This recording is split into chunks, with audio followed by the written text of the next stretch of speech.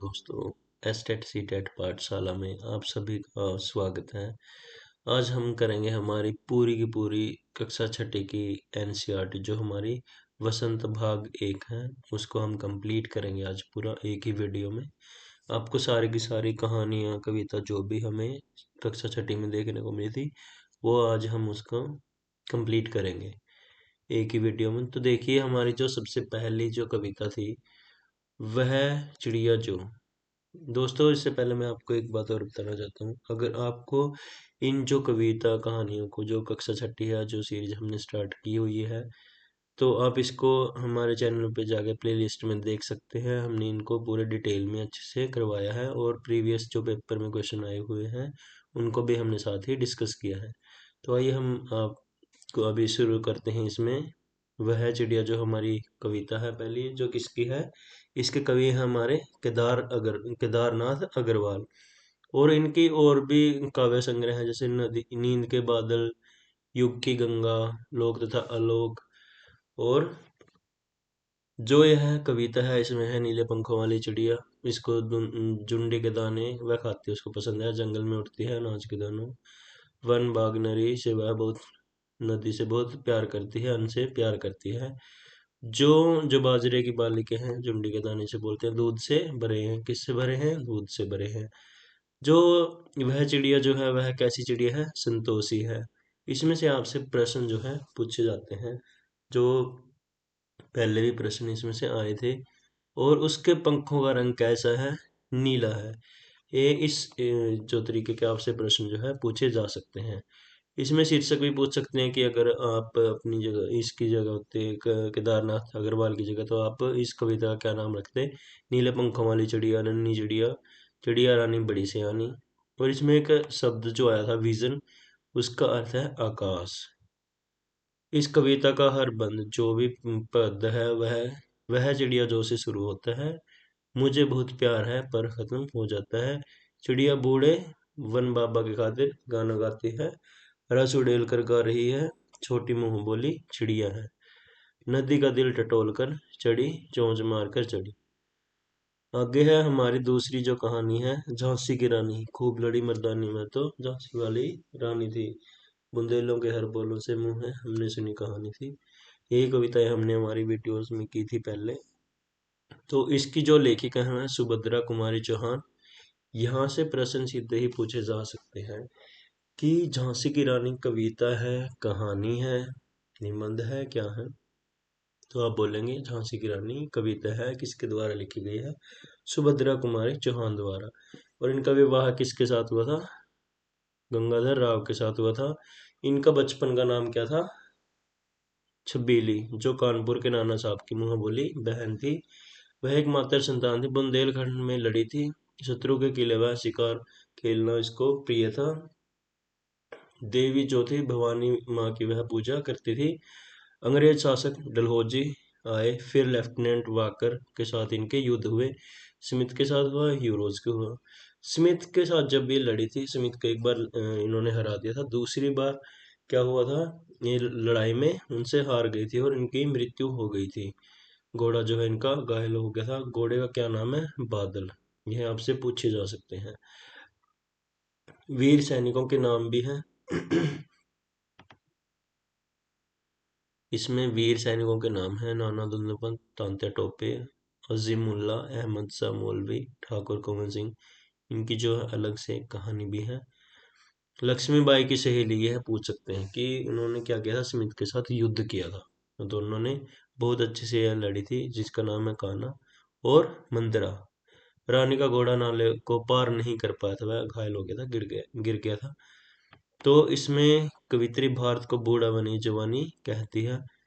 बूढ़ा का अर्थ है कि गुलाम, जवानी की नई किरण की स्वतंत्रता की। विधि ईश्वर को कहा है। चित्रा, अर्जुन की पत्नी की इसमें बात हुई है कि चित्रा कौन थी। और इसमें एक कि नौलखा हार की बात हुई है, ठीक है। और किसका, कहाँ का है नौलखा हार? लखनऊ का। आगे हम इसमें पढ़ेंगे। मैं सबसे छोटी हूँ कविता जो हमारी तीसरी कविता है, किसके द्वारा लिखी गई है? सुमित्रानंद पंत द्वारा लिखी गई है। वीणा ग्रंथि, पल्लव, एकांत, ग्राम्य, युगांतर, इनकी बहुत सारी जो है कविताएं हैं। बाल चेष्टा का इसमें उन्होंने वर्णन किया। बच्ची हमेशा अपनी माँ के साथ रहना चाहती है। और जो सुमित्रानंद पंत है उनको प्रकृति के सुकुमार भी कहा जाता है। ये प्रश्न आपसे पूछे जा सकते हैं। बालिका माँ का क्या आंचल पकड़कर फिरना चाहती है। और वह बड़े बच्चों को माँ क्या नहीं सुनाती, परियों की कहानी नहीं सुनाती है। आगे हमारी कविता है वन के मार्ग में। जो हमारे तुलसीदास जी हैं उनकी कवितावली के अयोध्या कांड से लिया गया है। इसमें उस समय की बात की गई है जब श्री राम माता सीता अपना जो है वन के लिए, वनवास के लिए गए थे। वहां पे उनको क्या क्या दिक्कतें जो है उठानी पड़ी थी उसके बारे में पूछ सकते हैं। इसमें पूछा था कि वन के मार्ग में यह किस विधा की रचना है। तो यह कविता है और तुलसीदास की कवितावली से ली गई है।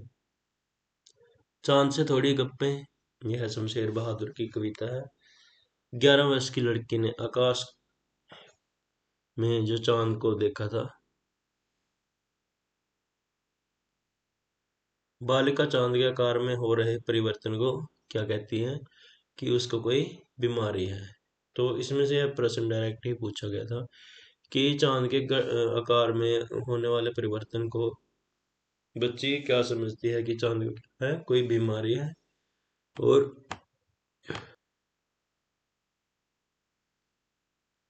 आकाश को चांद का जो है वस्त्र माना गया है। और आगे हमारी जो कहानी है नादान दोस्त, जो प्रेमचंद जी द्वारा लिखी गई है। छत की कारनिश कंगनी, यानी कि छज्जे पर चिड़िया ने क्या दिए हुए अंडे दिए हैं। इसमें दो जो चरित्र हैं केशव और उसकी बहन श्यामा। यह प्रश्न पूछा गया था कि केशव की बहन का क्या नाम है। श्यामा। श्यामा छोटी थी। अंडे कितने थे, 3 अंडे चिड़िया ने दिए थे। चिड़ा चिड़िया वहां पे रहते थे। केशव ने कटोरी में पानी भर कर रखा पत्थर की प्याली में। श्यामा ने कुछ चावल के दाने घोंसले पर कूड़ा वाली बाल्टी रखी वहां पर और उसके ऊपर चढ़ के उन्होंने वहां पे दाने रखे थे। ऊपर कौन चढ़ा था, केशव। केशव और श्यामा ने अपनी बाल सुलभ के अनुसार अंडों की रक्षा की। केशव नादान है, स्टूल पर चढ़ के घोंसला तक पहुंच गया था वह। शीर्षक जो है इसमें हमारे क्या क्या हो सकते हैं। बच्चों की नादानी, बच्चों की नासमझगी, रक्षा में हत्या। क्योंकि जो अंडे थे, केशव जब उनको देखने गया ऊपर तो उस पे हाथ लग गया तो अंडे क्या हो गए, गिर के और फूट गए। तो श्यामा जो है केशव को उनका हत्यारा मानती है कि उसने पाप किया है और वह अपनी माँ को बताने की उसको धमकी देती है। आगे है हमारी कहानी पार नजर गए। जयंत विष्णु नालिकर के द्वारा यह लिखी गई है। और यह कहानी हमारी जो है मंगल ग्रह की है। और एक इसमें बच्चा है जिसका नाम है छोटू। और मंगल ग्रह की जो जमीन है उसके अंदर यह इनका घर रहता है, परिवार रहता है छोटू का। छोटू के पापा जो हैं वो एक साइंटिस्ट हैं, वैज्ञानिक हैं। और क्या होता है कि अंतरिक्ष में मंगल ग्रह पर 2 यान आते हैं। ये नहीं पता कि वो धरती से आते हैं कहाँ से आते हैं, लेकिन उनमें से क्या निकलता है, एक यांत्रिक हाथ निकलता है। लाल बटन दबाने दबाने पर छोटू के पापा ने छोटू को क्या करा, थप्पड़ मार दिया था। यान के आंतरिक हाथ की हलचल बंद हो गई थी क्योंकि उसने बटन बंद कर दिया था। छोटू रोजाना माँ से बात करता था, सिक्योरिटी पास रखता था। सुन जो छोटू के पापा है वह किस रास्ते से बाहर जाते थे, सुरंगनुमा एक रास्ता था, वहां पे बहुत सारे जो है 3 पास लगते थे। एक बार जो है छुट्टी के दिन छोटू के हाथ वह पास लग गया था और वह उसके अंदर चला गया था। सुरंग में छोटू के पिक निरीक्षक यंत्र ने खींची और मंगल ग्रह के यंत्रों में क्या हुआ, सायरन बजने स्टार्ट हो गए। मंगल ग्रह का संतुलन सूर्य में परिवर्तन के कारण बिगड़ गया था। यान से हाथ बाहर निकला था जो यांत्रिक हाथ था। और यान का नाम क्या था, वाइकिंग। तो यह आपसे प्रश्न जो है पूछे जा सकते हैं। जैसे आगे हमारी जो कहानी है टिकट एल्बम, सुंदरा रामस्वामी द्वारा यह लिखी गई है। इसमें 2 बच्चे हैं, राजप्पा और नागराजन। दोनों क्या है, सहपाठी हैं। और उन्होंने अलग अलग देशों के क्या है टिकट जो है वो इकट्ठा कर रखे हैं। और नागराजन के जो मामा जी हैं सिंगापुर रहते हैं, उन्होंने नागराजन के लिए एक एल्बम पहुंचाया था। एक बार तो कनाडा का टिकट लेने के लिए 4 मील पैदल भागा था। सरपंच का बेटा तो उसको कितने पैसे दे रहा था, 50 रुपए खरीदना चाहता था। राजप्पा ने देने से इनकार कर दिया था। कि इसमें क्या इन दोनों की आपस में बहस है कि किसका जो है टिकट एल्बम अच्छा है। क्योंकि सभी बच्चे क्या करने लग गए थे, नागराजन की तारीफें करने लग गए थे जो राजप्पा को अच्छी नहीं लगती थी। नागराजन ने एल्बम के मुख्य पृष्ठ पर क्या लिखा हुआ था, उसके मामा ने क्या लिख कर भेजा था, ए एम नागराजन लिखा हुआ था। राजप्पा ने नागराजन का एल्बम चुरा लिया था वह उसे डर से अंगीठी में डाल दिया था। मुख्य विषय है बाल मनोविज्ञान। नागराजन की अगुआ पार्वती बनी थी। जो लड़कियों में थी वह कौन थी, पार्वती। राजप्पा का एल्बम बड़ा था। कक्षा को नकलची राजप्पा ने कहा था।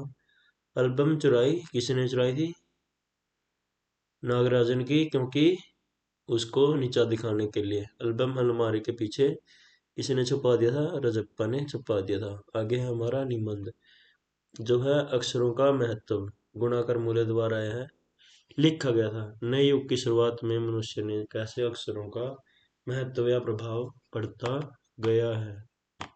इसमें से सिर्फ यही पूछ सकते हैं कि अक्षरों का महत्व किस विधा की रचना है, तो यह निबंध है किसके द्वारा लिखी गई है, गुणों। इसमें ये बताया कि अक्षरों का महत्व क्या है, अक्षरों से पुस्तकें बनी, और फिर हम हमारे इतिहास के बारे में जान सकते हैं। पहले ये मानते थे कि जो अक्षर हैं उन्हें किसने बनाए थे, भगवान ने। और कुछ मानते हैं कि अक्षर किसने बनाए हैं, मनुष्य ने। जो देख कर भी नहीं देखते निबंध, ये किसका है, हेलन केलर का है, जो अमेरिका की हैं। और इन्होंने क्या है, ये दृष्टिहीन है, ये देख नहीं सकती। और यह एक जो है यात्रा का वर्णन करती है। जब उनकी सहेली जंगल से होकर गुजर आती है और शहर से, और फिर वह पूछती है कि तुमने क्या क्या देखा, तो वो कहते हैं कुछ नहीं देखा। प्रकृति का जादू किसे कहा है, ऋतु परिवर्तन को, रंग बिरंगे फूल खिलना, सूर्य का प्रकाश, पेड़ पौधे, सब क्या है, प्रकृति का जादू है। नियामत का अर्थ है ईश्वरीय उपहार। ठीक है, इसमें से यही प्रश्न आपसे पूछ सकते हैं। लोकगीत, यह भी बहुत ही महत्वपूर्ण है आपके लिए। लोकगीत जो कहानी है, लोकगीत क्या है, गीत है, इसके बारे में बताएगा कि एमपी में भील संथालों द्वारा स्त्री पुरुषों के उप उत्तर में गाया जाता है। जो भील संथाली द्वारा लोकगीत बड़े समूहों में गाया जाता है। भोजपुरी में विदेशिया, यह रस विरह होता है। और गुजरात में गरबा, बुंदेलखंडी में आल्हा, जोनार में विवाह के समय यह गाया जाता है। और बाउल जो गीत है वह बंगाल में, यूपी में कंजरी होता है। और इसके बाद जो ढोला मारो होता है वह कहाँ का है, वह राजस्थान में गाया जाते हैं। लोकगीतों के नाम हैं, इसमें से ही प्रश्न आपसे पूछ सकते हैं। आगे है नौकर, अनुबंधोपाध्याय द्वारा यह लिखा गया है, निबंध है। गांधी जी के जीवन के बारे में बताएगा। 2024 में यहाँ से प्रश्न पूछा गया था कि जो नौकर निबंध है वह उसमें किस महान व्यक्ति के बारे में चर्चा की गई है, किसके जीवन के बारे में यहाँ पे बताया गया है। तो रविंद्रनाथ टैगोर, गांधी जी, जवाहरलाल नेहरू, वल्लभ भाई पटेल, इनमें से नाम थे। तो आपको क्या कहना था, गांधी जी के बारे में है, निबंध है उनके जीवन के बारे में। गांधी जी के जीवन के बारे में बताया गया है। किसी भी काम को छोटा नहीं समझते थे। कॉलेज के छात्रों से गेहूं बीनने का काम भी करवाया था। गांधी ने श्रीमती पोलक के बच्चे का दूध छुड़वाया था। यह प्रश्न आपसे पूछ सकते हैं कि गांधी जी ने किसके बच्चे का दूध छुड़वा दिया था, श्रीमती पोलक के बच्चे का।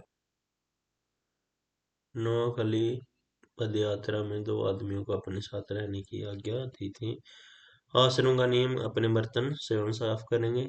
आटा पीसने का कार्य करते थे। प्रातःकाल जो है गांधी जी क्या कार्य करते थे? आटा पीसने का कार्य करते थे। सांस सांस में बांस, LXM जॉर्ज द्वारा लिखी गई है। पेड़ की बात की है, पूर्वोत्तर राज्यों में पाया जाता है कि जो बांस है, जो पूर्वोत्तर के राज्यों में नागालैंड में यह मिलता है। असम में, असम के लोग इसका बहुत अच्छा प्रयोग करते हैं। जाल से जकाई बनाते हैं और जैसे टोकरियां भी बनाते हैं, बर्तन भी बनाते हैं।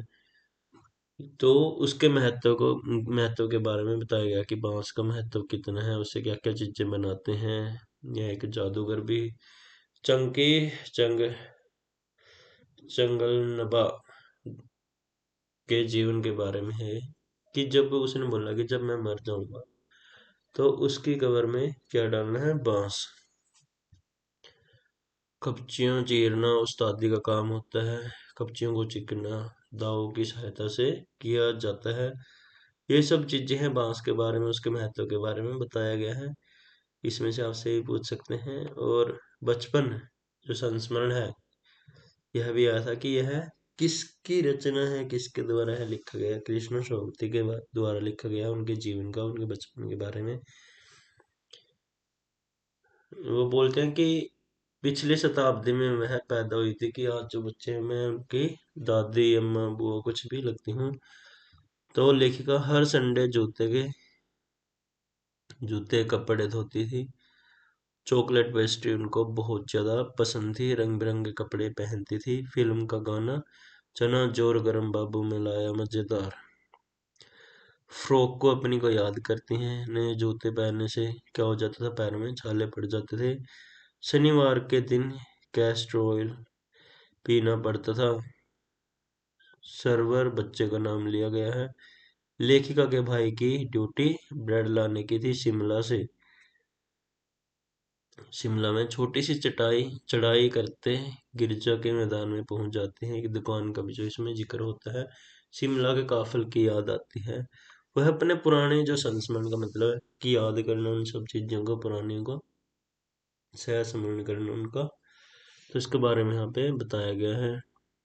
रिज शिमला पर मजे किए दुकान के शोरूम में। ट्रेन का मॉडल था कि ट्रेन का मॉडल कहाँ दिखा था उनको? दुकान के शोरूम में। चश्मा पहनते लेखिका कैसी लगती है? लंगूर जैसी लगती है। उनके भैया उनको चिढ़ाते थे।